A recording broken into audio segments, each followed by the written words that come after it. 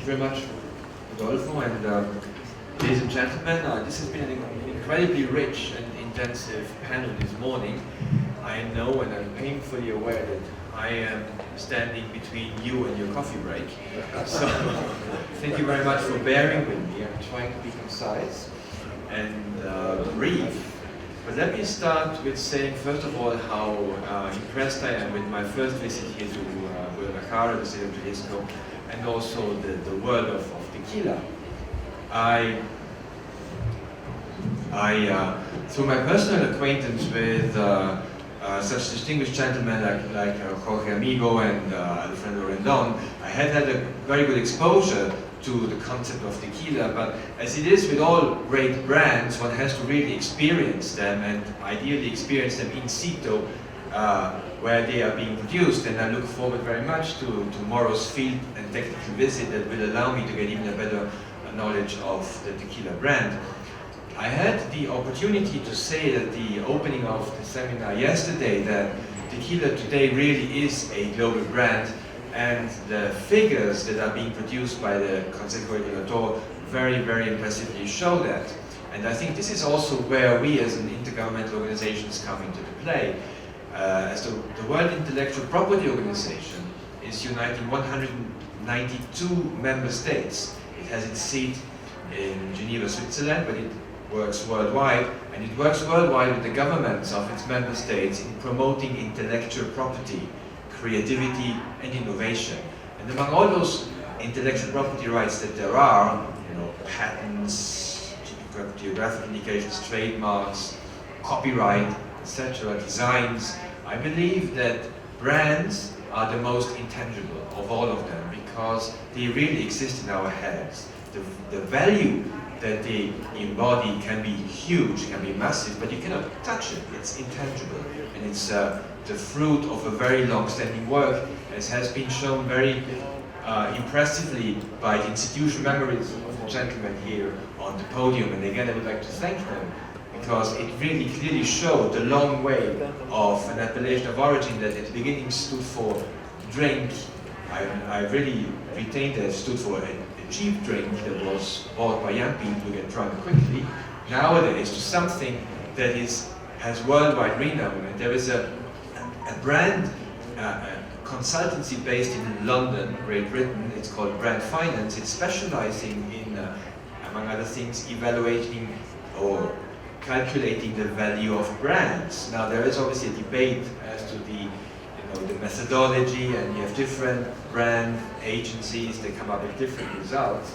But this one does, among other things, a ranking of the most valuable and the strongest spirit brands in the world.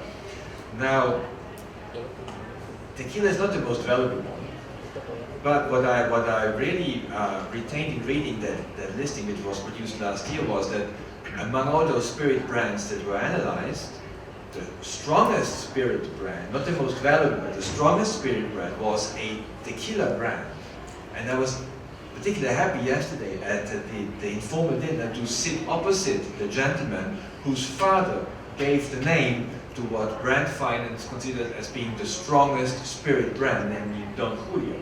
So I got really a first-hand experience of that spirit that created that brand, and that very strongly shows the spirit is behind the entire industry. And again, the World Intellectual Property Organization was founded to protect intangible assets. Intangible assets that are being incorporated either in innovations or in brands, such as the tequila appellation of origin. Now, there's obviously a technical debate. What is an appellation of origin? What is a geographic indication? What is a brand? What is a trademark? Etc., etc. But what really matters here is there's goodwill. And the figures that we saw yesterday again that demonstrate the value of that goodwill are amazing. It said 140 billion US exportations every year only into the market of the United States of America. And that stands for a lot of sustainable development in the entire region, 70,000 jobs, and that's remarkable. So where we come in as an organization is not so much to talk about the technicalities of how to a regulatory council check whether the project is genuine or so on, and so forth. Where we come in is to provide the necessary mechanisms and tools to protect that goodwill internationally, to enable the holders of that goodwill to prevent unauthorized parties from using it, from ripping it off, from free riding on the reputation. And that is an activity that goes back very, very long time. It goes back to the late 19th century, where we had the first international agreements that helped brand owners to register international trademarks. And so I prepared a couple of slides here, and that always makes me to cite the late Steve Jobs, the founder of the Apple company, who once said, you know, people who use PowerPoint slides don't know what they're talking about.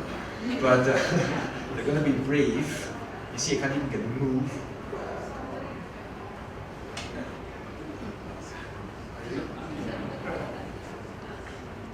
So I'm pushing the button. Never mind, that's fine.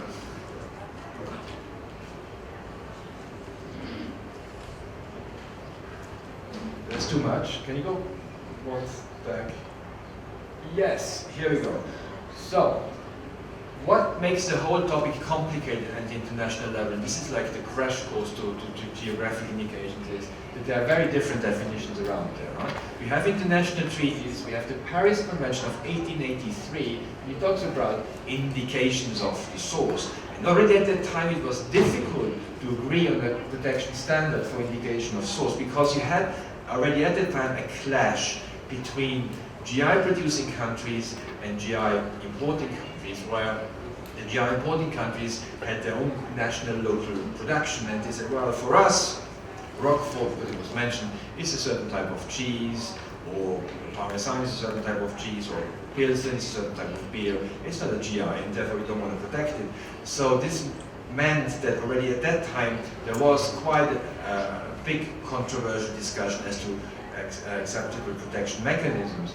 This is why in 1958 those states who were producing appellations of origin got together and agreed on the Lisbon Agreement for the protection of appellations of origin and international registration of 1958, which was very recently updated in 2015. I will say a word or two about that. Very important for the case of Mexico and for the case of tequila, because tequila is one of those internationally registered appellations of origin. It was registered back in 1978 and thus has protection status in 29 countries. And then there's also the term of geographic indication, which is mentioned in the TRIPS agreement and in the Geneva Act of the Lisbon Agreement of 2015. Now, we could talk about these definitions a whole day. I mean, people tend to do it. I'm not going to bore you more than that. Suffice it to say that these are out there and they do not make life more easier for everybody who has to deal with them. What we did, however, also is we looked at various approaches to protection, and that again shows how diversified the landscape of GI protection is. People protect geographic indication under sui generis approaches, such as appellation of origin. They also can use the trademark approach through certification trademarks, and Alfredo Don mentioned that. And there's also the possibility to protect GIs through unfair competition without any registration. So it's another set of the Greek island. It's not a village, it's not a town. It has a very different etymological origin, but nevertheless it has been recognized as a geographic indication because it indicates the origin of a certain type of cheese from a certain type of area in the country of Greece. And there are other examples like that. Not many, but there are. And finally, the Geneva Act also covers for transported geographic indications. Tokai is a geographic indication used for a certain type of wine. It used to be a part of the Austrian-Hungarian Empire, but now the Tokai region is being divided between one part in Hungary and one part in what is today the Slovak Republic. Still, both countries claim rights to their geographic indications. Now, the Geneva Act also introduces a very ambitious scope of protection.